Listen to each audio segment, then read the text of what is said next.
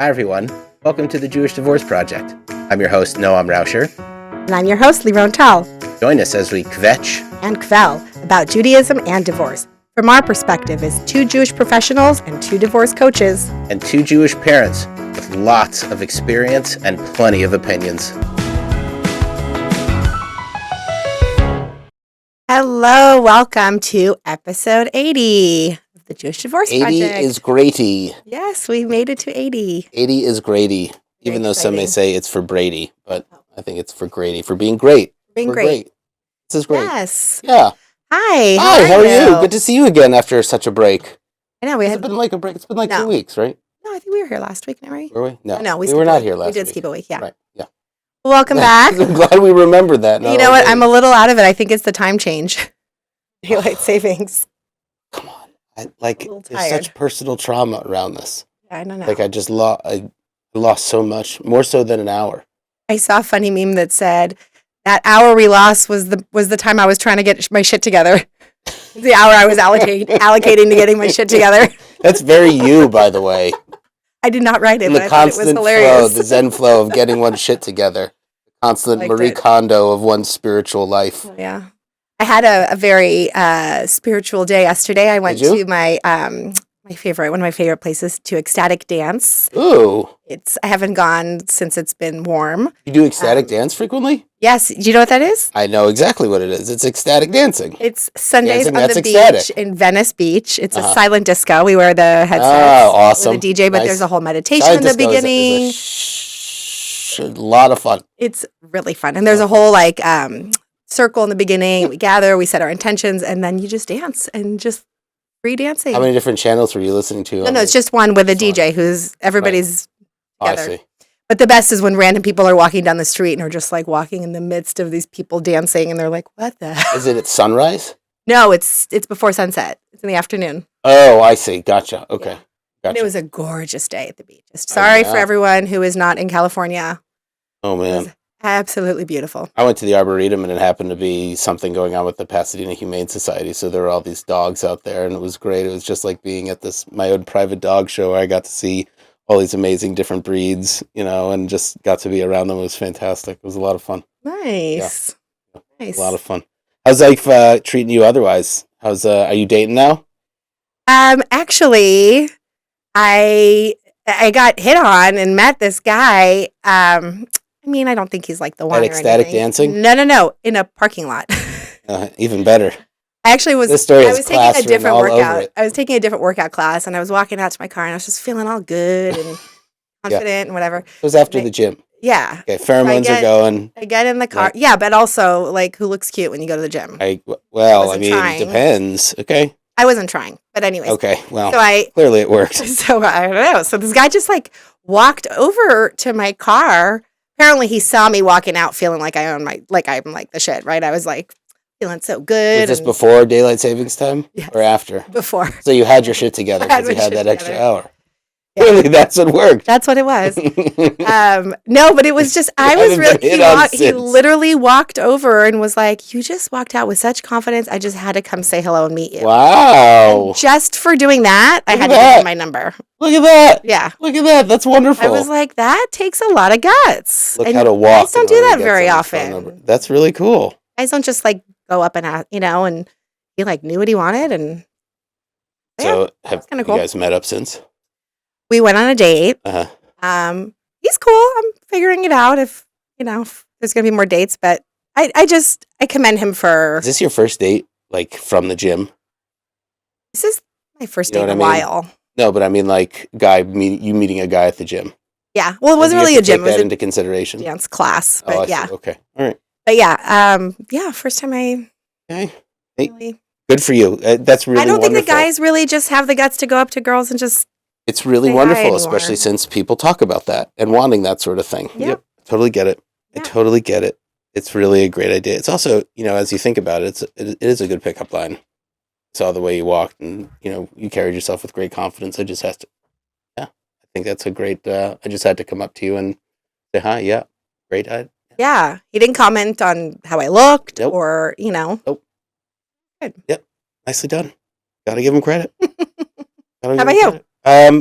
getting back on the dating apps is nice. I've been out on some dates. I'm noticing on the apps, I'm a little bit more sensitive to this. I've talked about before kind of the inequality in dating and finances and all that stuff. And the conversation about, splitting checks and whatnot hasn't been easy at times.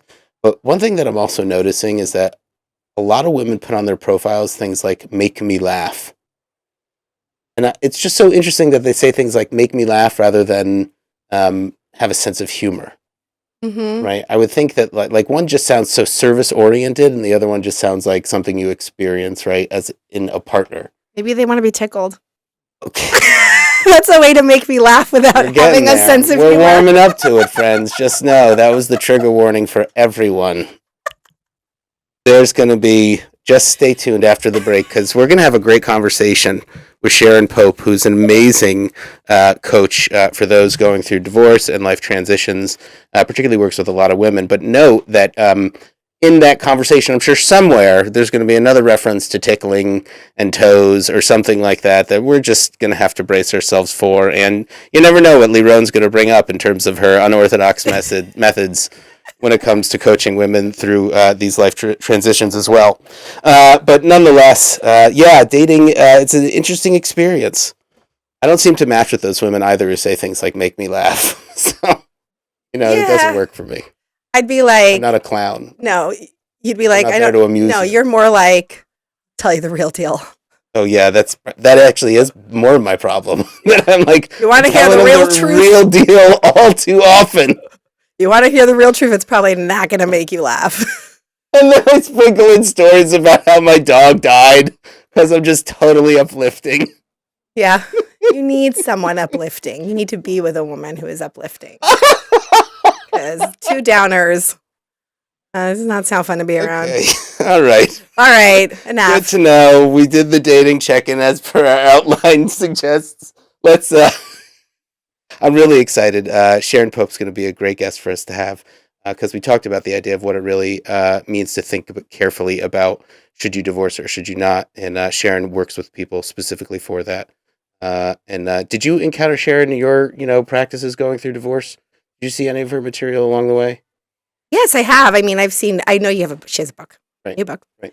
I think it's, we've had definitely conversations a lot about why people get divorced and how people get divorced. And we've had the, attorneys but we're definitely, I love as divorce coaches hearing about how not to get divorced, how to stay married and decide if you should or not. So with that, I am ready to take us to commercial break. We'll see you after the break. The law offices of Alexis M. Langer provide estate planning services, helping California families, business owners, and individuals build a plan that protects them today and preserves their legacy for generations to come. For more information, visit www.alexislangerlaw.com. Welcome back, everyone. I'm really excited to welcome our guest, Sharon Pope, to the Jewish Divorce Project. Sharon, welcome in. Welcome. Come join us in this raucous conversation already. We're so happy to have you. You are a wonderful person to have. We can already just tell by your wonderful smile that you're bringing to this conversation already that you have a sense of humor, which is a great quality, I think, rather than making people make you laugh or demanding that people make you laugh. That you're an amazing life coach, as I'd like to share with people now in your bio. Sharon Pope is a certified master life coach and relationship expert, helping women and men get the tools they need to improve, heal, and release their struggling marriages. She's a 7-time international best-selling author on love and relationships, including Stay or Go, how to find the confidence and clarity you need to either fix the struggles in your marriage and move forward without regret, which has sold more than 300,000 copies, and a host of the podcast, The Loving Truth. Her work has appeared in numerous media outlets and online publications, including the Modern Love column on the New York Times, which is a fantastic column. Welcome, Sharon. Welcome, welcome, welcome. It's wonderful to have you here on the Jewish Divorce Project. Thank you so much for having me. I will tell you, Noam, I was a little nervous when I saw that you were a rabbi Oh, because I was like, oh, a rabbi. eh, eh. And I remember one of my Jewish clients, she used to call me her rabbi. And when she would say that, I would always get a little bit freaked out. I was like, don't call me. No, I'm not that. And she said, calm down. It just means teacher. I'm like, okay. Well, but you were right. I think you're both right in that way. Like, you were right to take it seriously because it does mean teacher, but like being someone's rabbi, I mean, Leeron knows over here. If you assign that for yourself, by the way, that's like a Jewish values to find someone who you assign as your teacher. So she was like fulfilling a Jewish value in that way. So you should feel esteemed in that way. Right? There's no joke. Even if I am irreverent about it, you should be esteemed in that way because it really is a wonderful title that someone's given you because teacher really means something to us in the Jewish tradition. Well, I'll tell you, Sharon, when he asked me to be on his podcast, I was like, okay, listen, you're a rabbi. This is the Jewish Divorce Project. I might say something. I might test you a little bit. I'm not as observant. And he was like, that's great. So I was a little nervous at first too, but he's one of the cool rabbis. It's great to have a pope as a rabbi, so it's wonderful. It really is. It really is. Circle. Yeah. So welcome to the show, Sharon. I got to say, I really like the way that you convey the type of coaching that you're offering people, right? As a coach, Leeron and I often talk about we're not pro-divorce. You're not pro-divorce, but you are pro-clarity in the decisions that you make. And if that does involve separation and divorce and ending your marriage, then so be it. But I think that's really beautiful about your approach is that it really is about knowing yourself and knowing what you want and being clear on that, lest you make maybe a very regrettable mistake. And I'm kind of curious to know how you got to that philosophy and approach in coaching. And I'm wondering if it has to do maybe with a personal story at all, or if it doesn't. But, I'm just kind of curious how you got there. Well, the reason I do this work is because of my personal story of I wish I would have had someone like me when I was in my first marriage and struggling with the decision. And I had lots of ideas about, what was right and what was wrong and good and bad and all of that sort of stuff that I was trying to wade my way through without any help and assistance. But I think that honestly, the place where I got to the stay or go decision, because I really do, I feel like, not every marriage should be saved, but I also feel like there's a lot of marriages that end far too soon because we were never really equipped to be successful. Right. I feel like you're going to be a successful accountant. You're going to represent me if the IRS calls me. You better have some tools, some training, some experience and practice. Yeah. It doesn't matter what you want to do in this world. You're going to need that. But we come into marriage with love, hope, a prayer, right. What we saw at home growing up. Right. And then we wonder why we're struggling so much. Oh, yeah, 100%. Yeah. It's the same with parenting, right? You're like, do I get a manual when my baby's born? I mean, there's so many classes and parenting classes and, there aren't that many marriage classes unless you go to counseling. And then people feel like if you're in marriage counseling, there's something wrong with our marriage. But just to learn how to be married, who knows what they're doing? I think it would be really wonderful. Like I have an Alexa Dot. Alexa Echo in my home, and I have to actively sometimes like turn off the microphone because I'm just paranoid that someone's listening that I don't want to be listening about any number of things. But like I wonder if someone's already developed like an AI algorithm that's listening to the undertones of the conversations and what's going on in our homes. And then like at random will say like, dude, you need to buy her flowers. Yeah, can you imagine if Alexa... I didn't put that in there, but like for some reason my phone is telling me to buy my wife flowers. That would be amazing. And why is it also telling me that I was a dick last night when I didn't like she asked me an important question, I was just scrolling on my phone. Can you imagine if Alexa was like millions right there. I'm trademarking that right now. The three of us. You need to trademark that. The three of us right now. We're having this. Right? The therapist, marriage therapist in the home. Dr. Alexa just says, do you realize what you said last night? You also realize pump the brakes there, dude. You're gonna want to back that up a little bit. It'll be like setting timer for discussion regarding your tone last night. Well, and you know how it takes women, it literally, there's science that'll say that it takes women 24 hours to get in the mood. Sure. So like if you're fighting or you're being a dick, then all right, clock is timer resets. And it does the like 365 days without a fight thing. And then it knocks it off. You're like starting all the way over from the beginning. Awesome. Why is my phone sending me a timer update for spending 10 minutes to look at myself in the mirror? What? What did I say last night? Ugh. Okay. Yeah. Or if it sees something coming up on your schedule, it anticipates that you're going to need another conversation. Oh, I see you're going out drinking with the buddies tonight. You're going to need to talk about that in therapy later. Good one. Let me call your therapist now. All right, enough. I've taken this joke a little too far. Wonderful. So, Sharon, I would, why don't we get into that really important topic that you talked about? Why women leave the marriage mentally. Yeah, I personally have experienced this, and when I was doing my coaching, I was like, oh, this is kind of statistically known that women might take about 4 years of thinking about the marriage. I mean, I know in my case, it was more like anytime I was unhappy and I was doing the work, we were going to therapy, we were actively trying. So I think women might have that hope of like, let's see if it can get better. But for me, it was anytime I would think about anything that had to do with like the logistics, I would start to think about, where are we going to live? How am I going to take care of the kids? But all of those thoughts, what if there's another woman? All of those thoughts were so overwhelming that I would just say, never mind, I'll just stay. And I kind of did that over and over and over until that one last time that was just enough. But I'd love to hear your thoughts on that, because you hit on that it's definitely, you say that women leave mentally years before they leave physically. Yeah, we'll take years to figure it out. I have clients who have been in that position for more than a decade.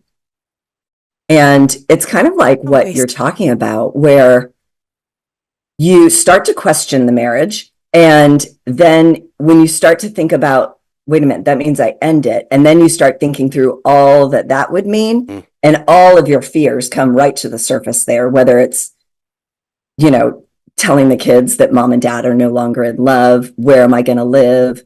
What are the lifestyle changes that are going to need to take place? How are we going to tell our families? Oh my God, dating again, getting naked in front of someone new again. Oh my gosh. Like all of that, like there's a ton of fears. And so then what do? Both options sort of paralyze you of trying again or making it feel better. Well, I'm doing what I know how to do, and that doesn't seem to be working. So that feels like a dead end. And if I go this path of ending it, that feels terrifying. So I think I'll just stay here in this comfortably uncomfortable zone for years. And I feel like we become so familiar with that place that we know how to wake up in that day in and day out. And so we can stay there for a long time, because then we never really have to take any scary action in any new direction. Yeah, it's not until you're actually out and realizing, wait a minute, I can do this, or going on that first date or having that first intimate, that you're like, why did I stay as long as I did? I could have done this sooner. Well, and I think about how exhausting that is, just to kind of constantly accommodate those competing thoughts about things, like wanting to go but needing to stay. Yep. Right? And maybe 1 foot in and 1 foot out, and just how much energy that takes. How awful for the spouse that has no idea maybe that this is what's going on through her head. Like, and I have to say, by the way, and then they feel like the rug is pulled out from underneath them, and the women are like, "What are you talking about? This has been going on forever." Right. And I have to say, Sharon, I appreciate the fact, as a husband and one of these guys whose wife divorced him, right? That you don't come at it as a way of saying like, this is only a matter of saving your life or charting a new course, right? You acknowledge the fact that like these are good guys. Right? Some of these guys are good guys, even if their wives ask them for divorce. It doesn't mean that there's anything defective about them. Oh gosh, no. Right. And actually, I think, and maybe we'll get to some of this, but this is one of the areas where I love to teach on the differences between men and women. Sure. But one of the areas where it really shows up is that men communicate very directly and women communicate in nuances and subtleties. Right. And so we say things like, I'm not happy. And then, which is sort of like, here is my happiness, husband, do something good with it. Right. You're supposed to know. It's sort of like that. Make me laugh, right. Make me happy, do something. Right. And they don't know what to do. Most people barely know how to make themselves happy, much less know how to make you happy. And so we don't have those direct conversations oftentimes as women to say, look, I'm getting to a place of where I don't know if we're going to be able to recover. And this scares me. And I want to talk to you about this because if we're going to turn this around, we need to deal with this now. Now is the time to do this. And we don't have those direct conversations, but all the while over these, call it 4 years, we're getting more and more comfortable with leaving. I call it that continuum. I'm moving further along that continuum. And by the time I get to a place of where, and I'm all done here, that's when we communicate that to our spouse. And frankly, I think our spouses deserve to know. They are half of this equation. I always say if my husband had 1 foot out the door, I would want to know. And frankly, I think I deserve to know. Do you think Yeah. it has anything to do, like, is there a correlation with the age of the children too, maybe? That, like, the older the kids get, the easier it gets to also say, because maybe the kids are more capable of handling it, right? There's less, the reality is, right, if your kids were young, right, and you divorced, as the mom, you'd probably be worried even more because you know that much more of the emotional weight, right, and the burden of taking care of them would still fall on your shoulders. My son was 3 and we were in the midst, like he had just he just finished potty training, and it was so hard knowing that I had to send him, and but, uh, but then my 7-year-old had to struggle emotionally in a different way, so, but yeah, I think any younger than 3 when he was like a baby would have been even harder, but Right. yeah, that was really hard. It's got to be part of the emotional math and thinking about, can I really divorce? Is it practical to really divorce now because the kids are so young? And if they're older, maybe a couple years older, I don't know. It's an assumption. I will say it like this.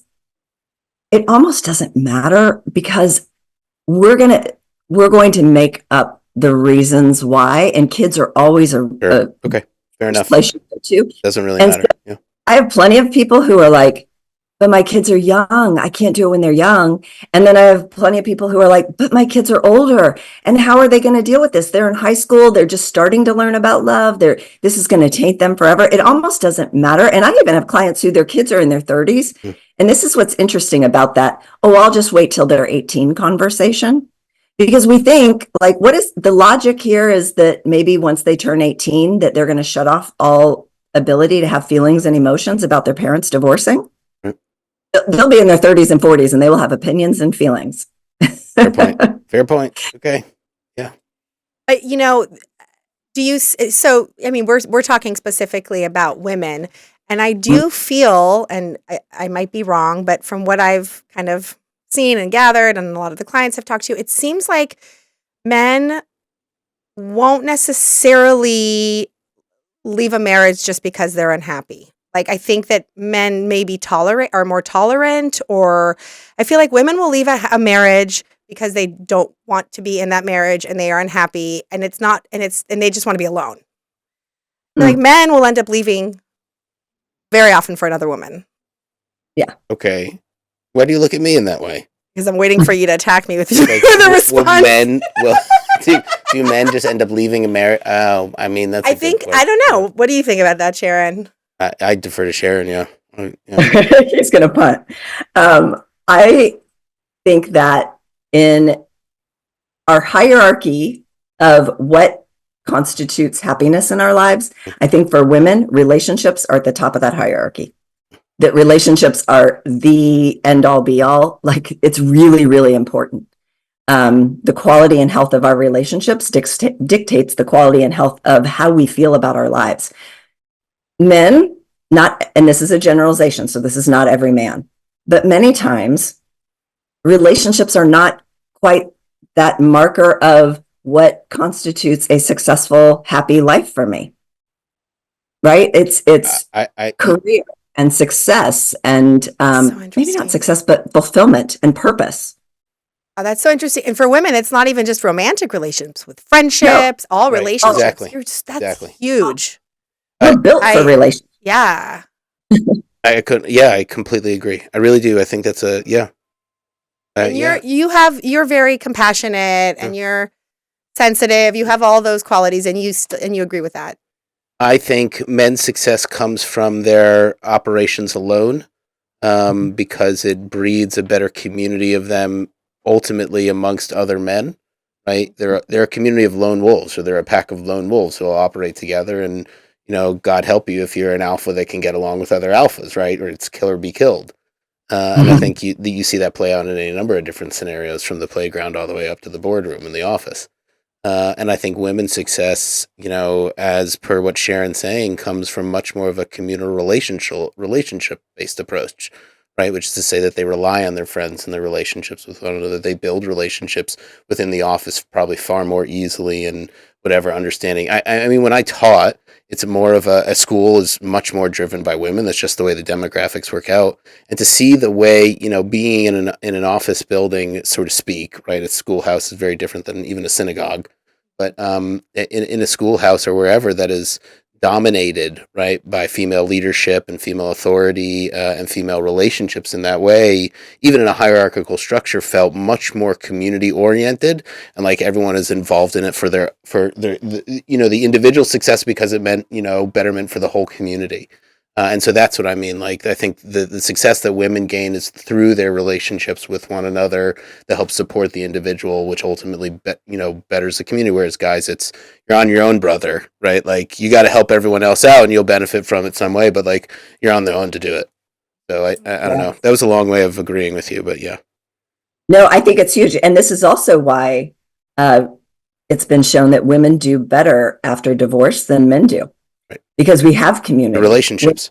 Yeah, because men don't necessarily have the same level of community that women innately build around themselves because they are the lone wolf. And I think that's also why you find a lot more men almost immediately after divorce finding themselves in long-term relationships in which they may involve the kids too early in because they're searching for the comfort themselves.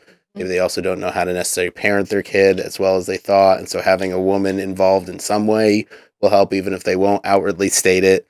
But yeah, I think there's a lot of what men do in response to divorce is get into the wrong relationships more quickly. Mm-hmm. Just to move on, just to have just to be in relationship, because they do better in relationships. That's exactly where women can do well in they relationships. Have the community outside of it. Mm-hmm.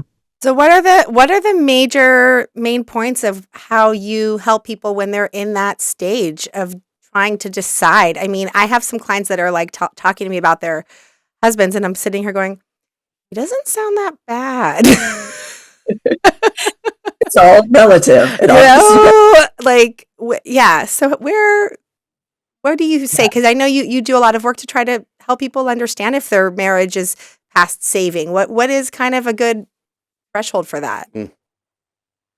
What's a good threshold for if a marriage is past saving? I know it's a lot of. How do you know when it's time? How do you know? Like, right? how do you? What are the steps you take? Even if you've gotten to that point personally, I think Leeron's question is, and I don't mean to mansplain. No. That's not what I'm trying. But like, it's how do you know when you're ready? Like, you're ready is one thing. How do you know when the marriage is done? Yeah. So my process that I use is that to get to real clarity, you have to genuinely try. And what I mean by that is because we didn't come into this with a whole host of tools and relationship, like how to argue productively and how to set healthy boundaries and how to communicate more directly and, how to initiate sex and what to do when it gets boring and what if there's no longer desire and what do you do when there's an affair and how do you rebuild trust? All of this kind of stuff. Like, we didn't come into this with anything. So what I always say is like, look, just recognize that like you weren't set up to be successful, but all these things are learnable.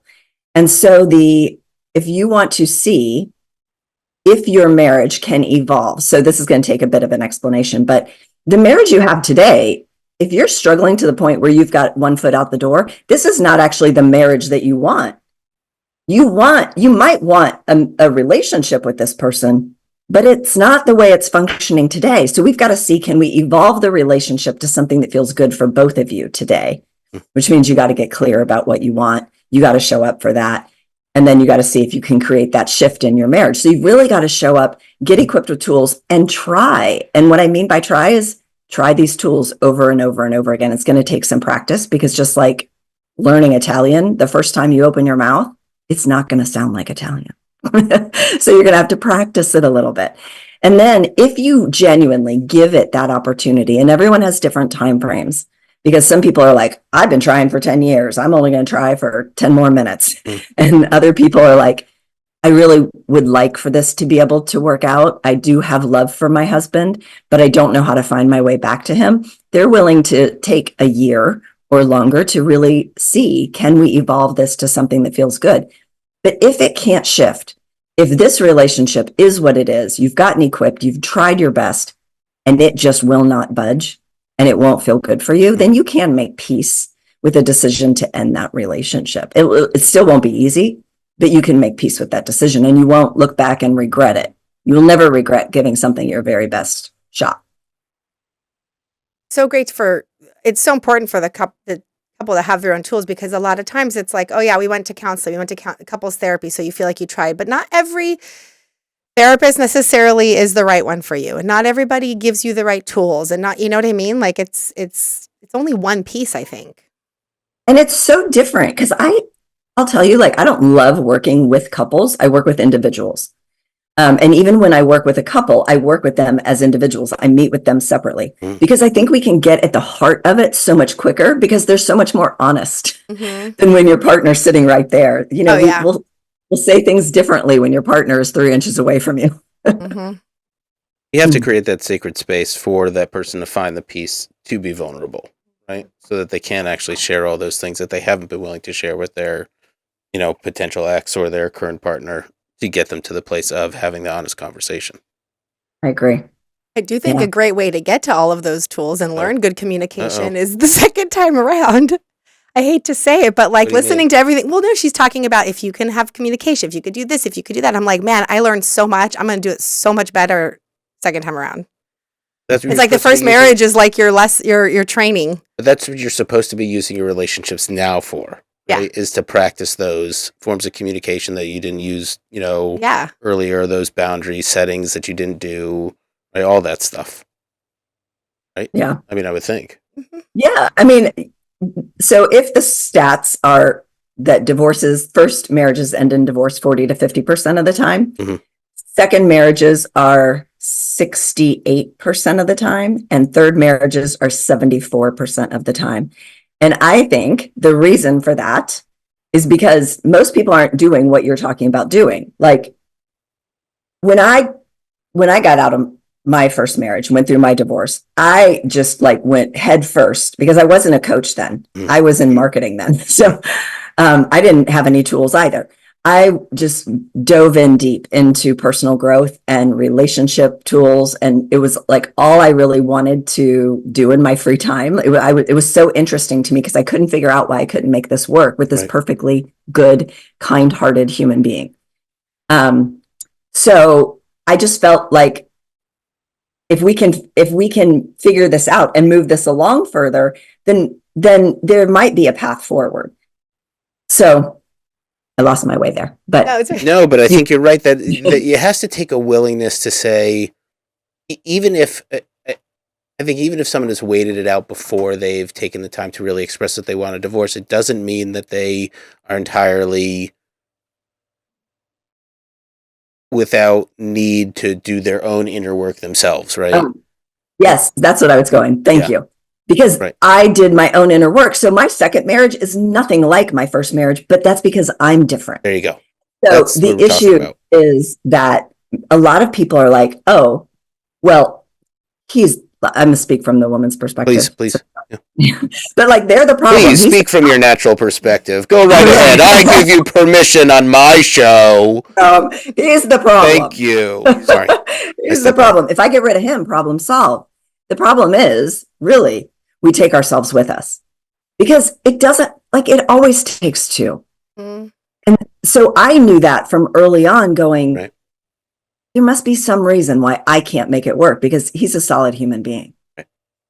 And so I was willing to look at myself. I wanted that because I felt like if I can improve myself, then I can create a different experience going forward. But if you're always in the blame mode and you're like, he's the problem, get rid of him, problem solved. Well, my friend, you are going to recreate the same experience and you're going to be part of that statistic of the second marriage and third marriage. I think it's really easy for women, to say if a woman, for instance, was cheated on, if her husband had an affair, it's harder to look at yourself because they're the victim and they're like, he cheated on me. But it's like, why did he go outside the marriage? What, can you realize that there's maybe something that wasn't great about it? Like I think that's a lot of work that women need to really dig deep into. I have And a it relevant. sounds lot bad to of, say like, why? Well, he cheated on me because I did something wrong. You don't want to go there, but there's clearly Well, the but I think Esther Perel's point is that like an affair is more of a reflection on the marriage than it is of the partner, and so that there's something to be learned from it. And I think she talks about people not being able to mate in captivity, right, and how marriage really kind of does modern American marriage really does kind of impact that by constricting people more so than setting them free, as it should, right? You should have a partner who says, "I want you to live up to your greatest potential," right, and I'm in full support of that. Right, that's what real freedom is, right? Is being able to do that without any type of constraints, but also having people like have your back in the process, right? The wind beneath your wings lifting you up. But like marriages that don't do that become really unhealthy places fast, even if they're not meant to be, right? Like there's the real extreme kind that are abusive, and then there are kinds that are not. And I forget where we were going with this. I don't even remember. I'm sorry now. But maybe for women it's constricting. Men don't realize that. I'm trying to bring it back. well, no, we were talking I get about for trying to being sound smart. we were talking about having affairs, about affairs, and how it being. Right, right, Sharon, you bring us right. back. Thank you, dear God. I'm I got you. terrible. I got Daylight you. savings. I blame daylight savings. Thank you. So I deal with a lot of people who have affairs. Right. And while definitely one generation ago, it was primarily a conversation of the woman being cheated on. It's not the case anymore. Like the statistics of men are around 50 to 60% Mm. of men having affairs in a marriage, but women that stayed steady. Women are now somewhere between 40 and 50% of women are having affairs. Right. And so it's become much more common than you would predict. And anytime you're sitting back in that victim mode of I was wronged, and you were, um, it's never going to feel empowering. And it's always going to feel a little bit graspy, like choose me, please choose me. And once there's an affair, nobody wants Nobody to wants talk that. about the other stuff, like what made the relationship vulnerable to an affair to begin with. Mm. But that's what's, you really got to get at that, because if you don't solve that, we're just going to be right back here in the exact same spot a few years from now. Every time we disconnect, I'm going to go looking for someone else to help me distract so that I don't have to actually face the challenges in my relationship. That was the point I distracted myself from earlier, which is to say that just got distracted again. Sorry, it's my fault. No. But like, there's actual. If you want to live past an affair in your marriage, I have to imagine that you have to do some really serious, shitty work in order to get there. There's a lot of honesty that needs to go into it, and if you don't have the energy for that, right? If you already had one foot out in one way, you're just probably going to opt for the other foot to go out, right? Rather than dig both heels into the marriage and try to make it work. I'm just thinking from like an exhaustion standpoint. Mm-hmm. Like, who wants to do that? I'm actually curious from your standpoint. I have other questions that I want to ask, but like, how many people are faced with, yeah, I want to do the hard work to really invest in my marriage, right? Which may be unsavable, but I really want to try. Or, you know what? It's really easier just to cut and run right now. And my husband's Divorce is kind of popular right now and trendy. My husband's a nice guy. My kids are going to be okay, as everyone says, right? As long as we can focus on the right things. And it's going to be much easier to do the type of self-growth and personal work I need to do in divorce than it would be in marriage. Mm. So probably those people don't find me. Sure. Right? Because they're like, oh, it'll be fine. I'll just leave and I'll just go create plan B with this other person. Gotcha.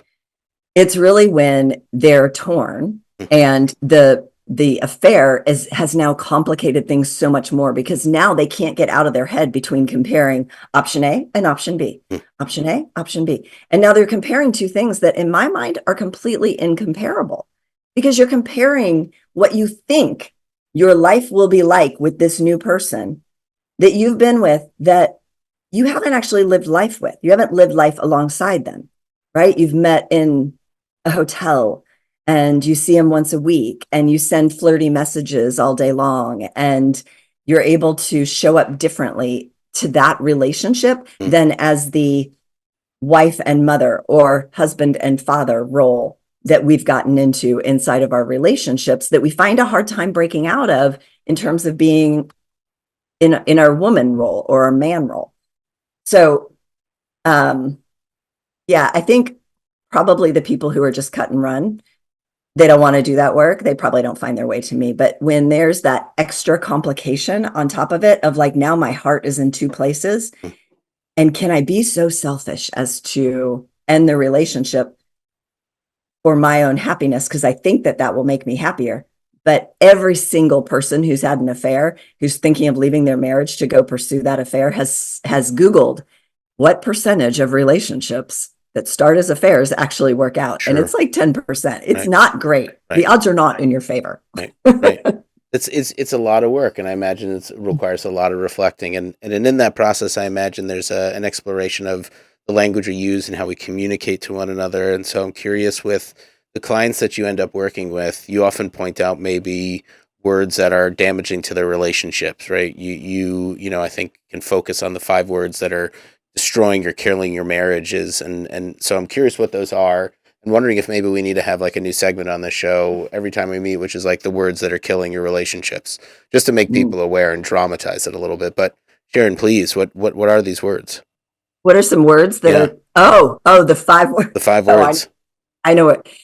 Till death do us part. Oh, wow. Oh. Ooh, that's powerful. I didn't think it was going to be that. I thought it was going to be like, you're a bitch. And that was going to be 4. Really?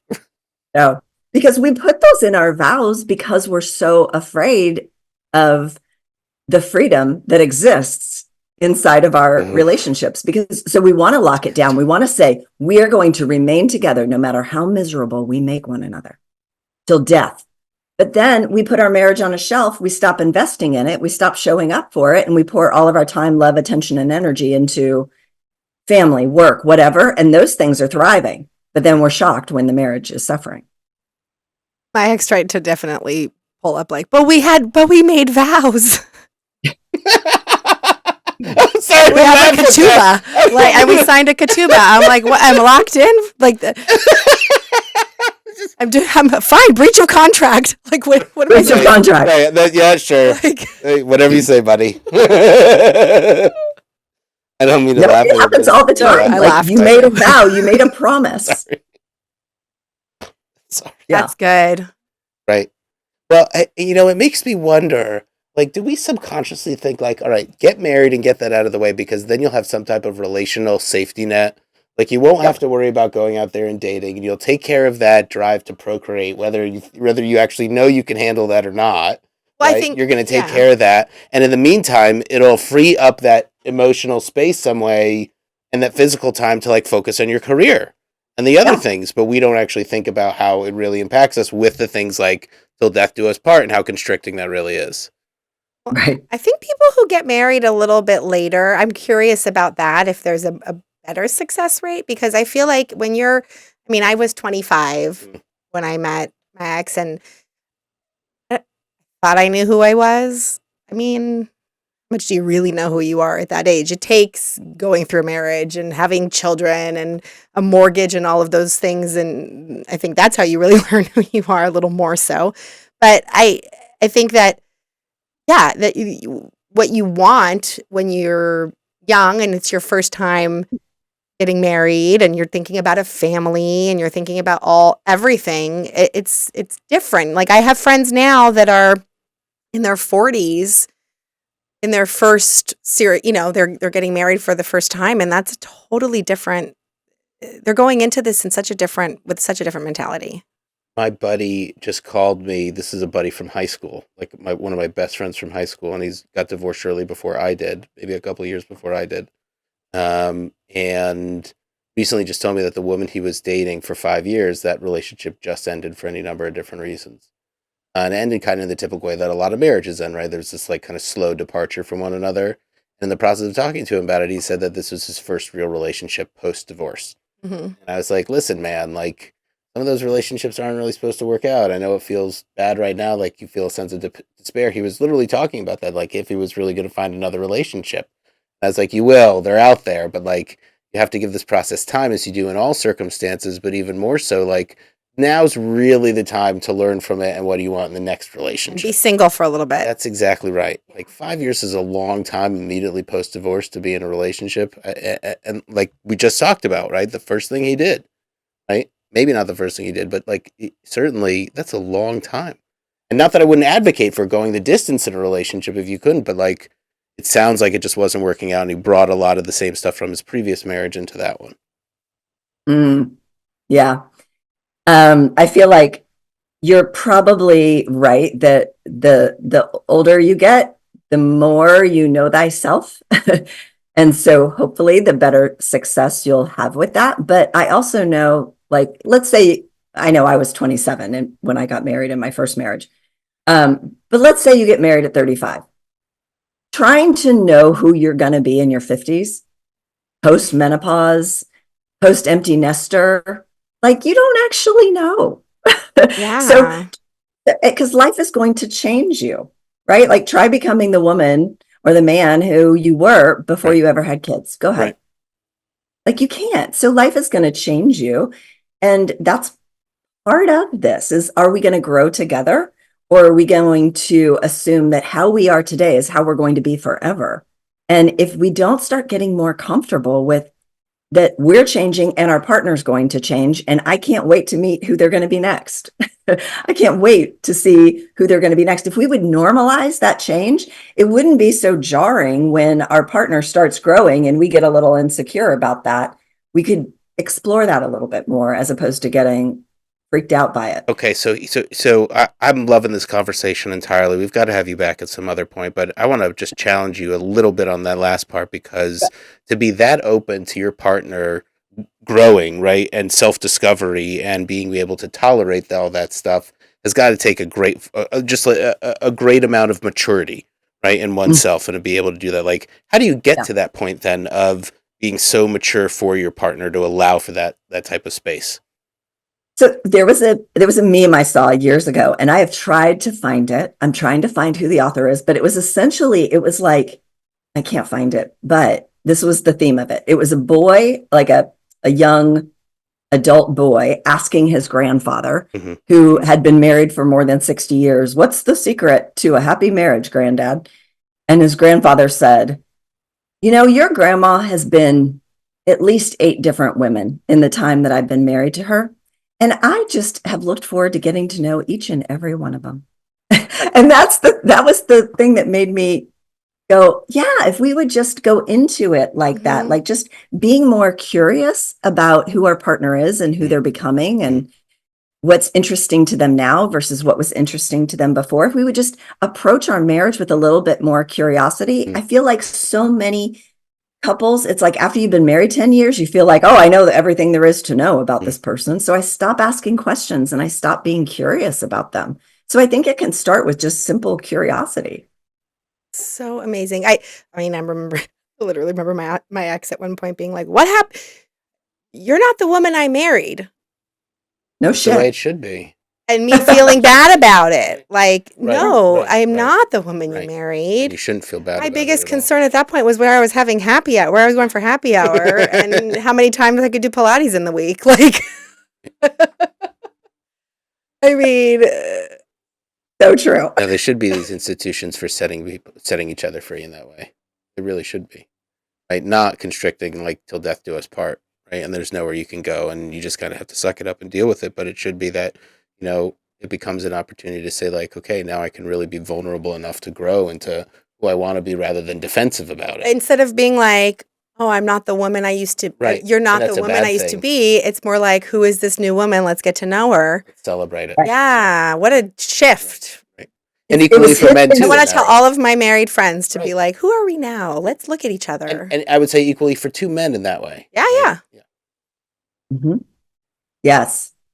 I Wow. mean, I love that approach because I feel like the idea of like shame, like, because that what your husband said to you stemmed from his insecurity of, I don't like this answer. You've changed the rules. I didn't change.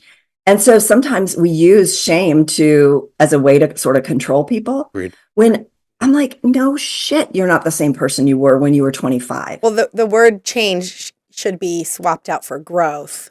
Growth, yeah. You've grown. But, yeah, I haven't exactly. grown. Really is what it is at the end of And the it day. also sounds like there's some fear there, right? Of Sure. I don't know who this person is. I thought there was something familiar about what's going on, right? What do I need to do if I'm thinking right about it? It's what do I need to do to catch up, right? Or how can I meet her in some way, and what can I learn from it? And is there growth that I can go through that's also beautiful? But I'm willing to bet like it takes a lot to get there too, and like ultimately a lot of guys are just like, this doesn't feel right. How do I get it back to normal again to what it does feel right, and just move on with everything being copacetic? Right. And it would just be so much easier if you would just go back to being the woman who was fine with fine. Could Right, you just do that right, for me, please? right, Just right. be fine with our perfectly fine marriage.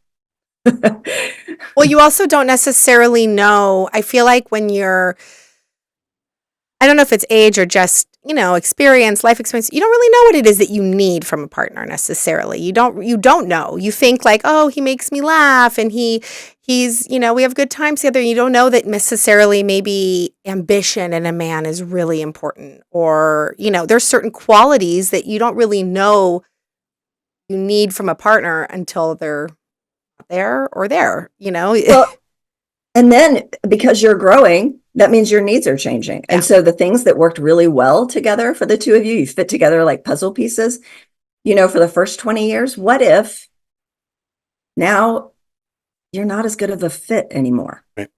What if, I've had clients where the man that they're married to he's the one that changed. Like he went through something, maybe it was an addiction and came out of that addiction, or maybe it was he lost his job, fell into depression, now has anxiety and depression and all of that. And she's trying to find her way back to that guy, but she's still the vivacious, outgoing one who wants to go do things. And he's more like feeling unsafe and has a lot of fear and now doesn't want to do a lot of things and doesn't want to go out and doesn't want to be social. So life has changed him. And so now where we used to be a good fit, now we're not a good fit anymore. And what do we do with that? And do you keep on going as non-fit, or do you find ways to complement each other in other ways? I guess is that Yes. Yes. You see if can we complement each other in other ways? Um, I have funny stories about my husband, my right? second husband. Right. When I say my current husband, it sounds like I'm going to have many, but Husband he's number two. yeah, husband number two. He's very, very different than me, but he's super chill. And I'm like, I call it GSD, get shit done woman. I'm Nice. like, oh, I know how to operate from that place. And he likes to go fishing, and I'm not really someone who fishes. But he brings a calmness to me that frankly I need and that I can genuinely appreciate.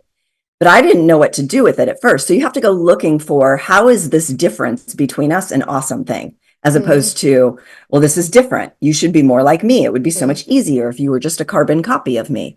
So there can be ways to make differences work. You don't have to be carbon copies of each other, but sometimes those differences can't be bridged. Really, And so we just, You have to appreciate each other's differences. I think about my parents, they're so different. My parents are married for 45, 44 years. They're still so in love. And I've grown up seeing a really great, great model. But like my mom is, she does Reiki and she's a healer and she's into, knows all about angels and the spiritual. My dad is like science, real, like they are so different. He appreciates and respects and loves and even will go sometimes to her crazy, hoo events with her. And yeah. I'm definitely a mix of the two. But it's really so sweet to be able to see that even though he never like will roll his eye. He is so supportive of her and how she is, even though he doesn't really buy it. You don't have to be carbon copies. You You just have to know? be respectful of your differences. And your dad Yeah. respects those differences. And so does your mom. Your mom doesn't sound like she's trying to change him. Like, you need to be more like me or we're not going to be together. She'll try to say things like, you need to close your eyes and manifest, and he'll just be like, okay, whatever. She tries. Doesn't really work so well, but she knows. They know each other. sounds like a wonderful, advocacy for differences in relationships help enhance the relationships. But it also sounds like, you're saying, Sharon, how about, he provides you with a certain amount of calm in your life, right? He Yes. enables you to feel calm. Enabling is a real interesting word here. Usually use it, right, in ways that sound destructive to people. But, you talk about enabling, That's really the difference between make me laugh and having a sense of humor. Having a sense of humor enables someone to feel calm and to feel safe and to laugh in that way, but it doesn't make it their job, right? And their responsibility, right? So it's finding those people, who, if not immediately compatible, and that may not be anything that any of us can really actually have, right? But that's someone who is compatible over a long period of time, right? You learn in the relationships about how you can enable one another for that type of growth. Yes. Yes, yes, yes, for sure. And I'll tell you what, I take more risks in my life and in my business because I know I have that groundedness in my spouse. There you go. So, but you just have to go looking for Right. what's great about it as opposed to this isn't working. Right. Right. So in the second marriage, instead of till death do us part, what is it? Oh gosh. Until we're done. There's I don't know if you are familiar. Until the marriage is over. The therapist kicks us out. Are you familiar with Byron Katie? Are you familiar with her work? Oh no. Mm-hmm. Everyone just calls her Katie. Uh-huh. She's a great spiritual teacher that I follow, and she got married, and she didn't want to get married, but her husband did, and she said, "Well, here's what I can come up with. I'm gonna love you until I can't." That's what I got. I was like, okay, like most people can't quite get to that place. Like, I'm going to love you until I don't love you anymore. Yeah. But essentially, that's what we're signing up for. Like, relationships require risk. And even though we try to say the words, like, we're going to make a promise and we're going to lock it down, but the nature of marriage is that there's you and there's your partner, and you create this thing called your marriage. And the minute one of you disconnects and stops choosing the other person, now the marriage itself is in trouble. So, and we have free will, and that's not going anywhere. So here we are. Divorce has always got to be an option in that way, right? Should always be an option in that way to know that people can leave. They have to be reminded of that too. And then I think if we knew that and we were conscious of it, we would show up very differently to our marriages. So funny because I always say, divorce was, in my mind, when I was getting married, not an option, not a thought. It was like, I didn't get married at all thinking. And I remember my aunt, who is divorced, saying to me at one point, if it doesn't work out, you get a divorce. And I was like, oh, how could you say that? I thought it was like the most horrible thing she could have said. I thought she was jinxing me. I mean, maybe she did. I think people are aware of the social ostracization that potentially comes with it, and they don't want any part of that, and maybe how awkward it's going to feel, particularly in faith-based communities where marriage and family life is the central anchor to, passing on traditions and things like that, or at least it's perceived to be that way. I don't think it should be, but it is. Right? That's part of how Judaism is counterculture, saying that rather than being alone, you should be with someone. Right? But the purpose of being with someone is I think what we're talking about. Right? If marriage is not just a relationship safety net, right? It's an experience meant to enhance you, right? And the quality of your life. And if it's not doing that, then what are you really doing in it? Right? Yeah. I think that our marriage, our partner, is our greatest teacher. Because they're gonna see all the things. They're gonna press all the buttons. They're gonna be there front row and center for, I don't know, 40, 50 years. Right. And you can't live that closely and that intimately with another human being without having those challenges that are going to require your growth. And you'll either step up to that or you'll go, maybe this just isn't what it needs. Maybe this isn't what works for me in my life. Have you worked with couples that are in that, or individuals that are? Do you talk to your clients about other ways of being together where it's not just marriage or divorce? Do you find there's other solutions and other ways of people? Do you find there's a trend of people living together as roommates but not really being emotionally together, or I've heard so many different ways right now of. I mean, living like roommates that's a whole thing. If I had $1 for every time I heard that, it's super common, but I don't think that a lot of people won't do that intentionally. They just say that's how we're living, but I don't like it. It's not what I want. It doesn't mean that they're doing anything about it. It just means we're living like roommates and this kind of sucks. Well, yeah, and I think I think about like what kind of role model are you, especially if there's children, what kind of role model are you showing your children? But it's actually really surprising. I've realized that my kids in conversation have quite a few friends who are like, "Oh yeah, my parents don't sleep in the same room." Or like Oh they're yeah. just used to it. It's just it is what it is. Like they don't share a Mhm. room. They're not necessarily divorced, but they don't really see their parents interacting in a romantic Kind of nest in the house. way. Yeah, Right. like kids are used to that. Some kids are used to that That's what they're now. normalizing. Yeah, Yeah. that's what love and marriage looks like, Right. unless you've had some really open conversations with them about that. Now, there are some couples who essentially they sort of mentally divorce, but then they still live together or they nest where like the kids stay in the house and the two parents sort of come and go. Like there's an apartment that they would go to where the kids don't have to leave. Um, or they say, hey, we're going to do this until the kids graduate. And then what I would, if they do that and they're working with me, I would say you have an open, loving conversation with your kids about what this is now and how we're changing the nature of our relationship. But it doesn't mean we're not still a family. Like I have a lot of clients who they've divorced their spouse and they still call themselves a family because you get to define what family is. Sure. You get to choose that. And just because the nature of mom and dad's relationship is changing doesn't mean that mom isn't mom and dad isn't dad and that we still can't be a family who cares about one another. Right. We can't. And the kids have to be able to see that too. I mean, my ex and I were recently just talking to our eldest about his grades, right? A teacher reached out and said that he's in danger of getting X grade. Progress reports are coming up, so we needed to talk to him, and we both decided that it was better to do it in person, right? And have that conversation with him and just lay it flat out for him. But that doing it together was really the demonstration that he needed to let him know that regardless of the divorce, we're both still invested in his well-being and his success. Good. Yeah, it's so good. That's so good. Have to rise to the occasion sometimes. Call on that one. So I'm curious, Sharon. Let's imagine as we wrap up now. Let's imagine you've got a client and you've been working them through right all these steps to get clear on whether or not they're ready for divorce, and they've got to make a decision. It's reached the time where they can't kick the can down the road anymore. Right? They've gathered enough right information. What's the question you're sending them home with? Right, the day before, the night before they need to make this decision, right? They get to sleep on it. What's the question you're having them sleep on before they give you a final decision?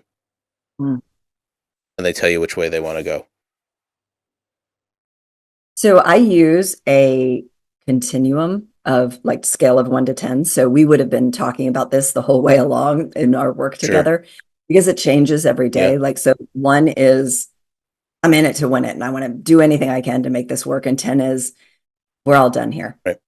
And so I often tell people like, if you're consistently at an 8 or a 9, that has to be enough for you because to get to a 10 of where you never have any doubt in your mind, you're probably just operating from anger.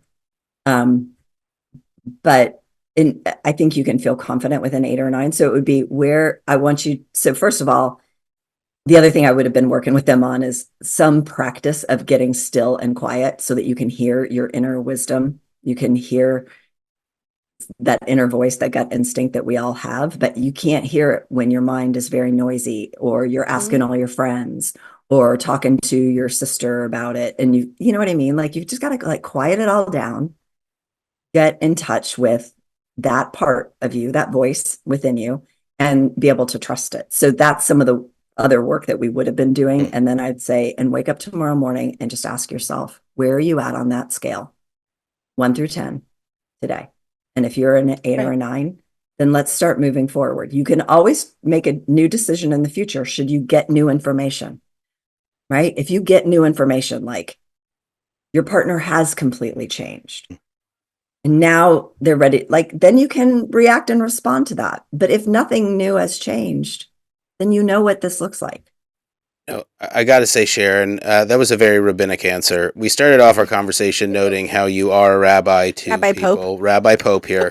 But I got to say, from one rabbi to the next, that was exactly the story that Elijah had in his journey, right? When he's on the run, right, he gets in touch with the still silent voice within, right? We often attribute that maybe to the godly voice or the conscience that we have directing our inner choices and the way we want to create the experiences of our lives, the experiences of our relationships. Right? That's what you're talking about here, right? When everything's swirling around us, the mighty wind that's shattering the rocks and the thunder and the lightning and the fire, right? We have to tap in the chaos around us. We have to take a moment to tap in to the still silent voice, like you said. Beautiful. Thank you, Timing Rabbi with Pope. Passover coming up. Really? This was a really Good wonderful setup. early Passover episode in that way. Yeah. Thank you, Sharon. Thank you, Rabbi Pope. That's hilarious. And you know what's also so funny is I call myself a recovering Catholic, and my last name is We'll take like them. it, which is hilarious. We take the recovering Catholics and the lapsed Baptists, and if I can get it out, we'll take a whole bunch of other people. But yeah, it's wonderful. This is Sharon. This really was wonderful. Thank you so much for spending your time with us. You're so generous in your wisdom, in your experience, in how you operate with people, in your time, and in your patience. This was really a wonderful conversation for us. Thank you so much. I loved it. Thank you so much for having me. Really, Sharon, how can people find you and get your book? I'm super easy to find. If you type in SharonPope.com, you will find me. If you type in Sharon Pope to Google, you will find me. But if you go to stayergobook.com, you can get that book that they were referencing at the beginning that sold more than 300,000 copies and has helped an awful lot of people. Amazing. Thank you so much. SharonPope.com, everyone. Remember to check it out and buy Sharon's book today. It will help and add to your life. Thank you so much, Sharon. It's wonderful meeting you. We hope you have a wonderful rest of your week. Take care. You too. Thank you. Bye, everyone. If you're interested in becoming one of our sponsors or have questions and thoughts about the podcast, please email us at thejewishdivorceproject@gmail.com. And you can always find us on social media at the Jewish Divorce Project on Facebook and Instagram.